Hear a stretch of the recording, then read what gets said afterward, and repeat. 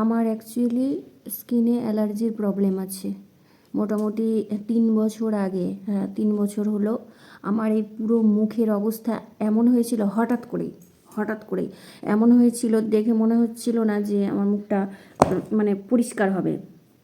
তারপরে এখানে ডাক্তার দেখালাম, সেই ডাক্তারের ওষুধ খেয়ে ক্রিম লাগিয়ে আরও পুরো মুখ আমার কি বলবো, ফোড়া হয় না, সেই ফোড়ার মতো হয়ে গিয়েছিলো সারা মুখ। তারপরে তো মানে আমি আয়নার সামনে মানে দাঁড়াতে আমার মানে কান্না পেতো আর কি।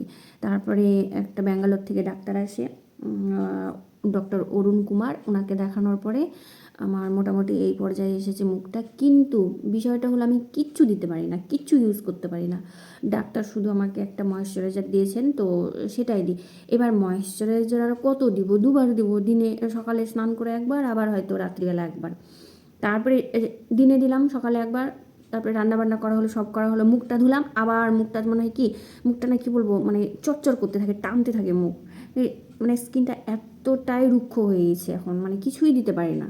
তো অ্যালোভেরা জেল ছিল, আমার জায়ের ছিল, তো আমি ওর কাছ থেকে একটু নিয়ে এলাম, দেখি টেস্ট করে আজকে দিয়ে যদি বেরোনোর হয় আজকে রাতেই কিংবা কালকে দিনের মধ্যে গোটা বেরিয়ে যাবে, তাহলে আর দেওয়া যাবে না। আর যদি শ্যুট করে তাহলে ভাবছি একটা কিনবো অ্যালোভেরা জেল। অ্যালোভেরা জেল তো স্কিনের জন্য খুব ভালো।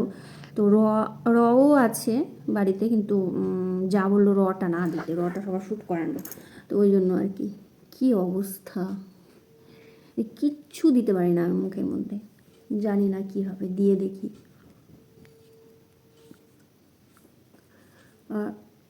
এটা শ্যুট করলে এটা কিনবো। আর দুধের কোনো মানে জিনিস, যেমন অনেকে আছে দুধ দিয়ে মুখ ক্লিন করে কটন দিয়ে, তারপরে হচ্ছে দই দেয়, ওগুলো আমি কিচ্ছু দিতে পারি, দুধের কোনো আইটেমই দিতে পারি না মুখে। দুধের আইটেম দিলে একদম মানে 3-4 ঘন্টার মধ্যে বেরিয়ে বসে থাকবে। আমি জানি না এটা দিয়ে কী হবে, প্রচণ্ড রিস্ক নিয়ে দেওয়া আর কি। একটু রূপচর্চা না করলে হয়, কিন্তু এতটাই কপাল খারাপ আমার, এতটাই বাজে স্কিন, কিচ্ছু দিতে পারি না। ডাক্তারকে বললাম যে স্যার আমাকে একটা সানস্ক্রিন দেন, নাহলে রান্নাবান্না করি 3-4বার করে রান্না করা, গ্যাসের সামনে হিটে দাঁড়িয়ে থাকা, আমাকে রান্নাই করতে বারণ করেছে ডাক্তার। রান্না না করলে চলবে, রান্না না করলে তো চলবে না না। তো বললাম ওনাকে যে আমাকে সানস্ক্রিন দেন, ছাতায় প্রেসক্রিপশানে ছাতা এঁকে দিয়ে বসে থাকলো, বলে কি এটাই সব থেকে বড়ো সানস্ক্রিন, তো ছাতা নিয়ে কেমন করে রান্না করি বলুন তো। আমি বললাম কি তাহলে কি এখন রান্নাবান্না ছাতা নিয়ে করব? উনি বলে কি সাবধানে করবেন, আর পুরো মুখ ঢেকে নেবেন মাস্ক দিয়ে, আর যতটা পারবেন ঢেকে রাখবেন।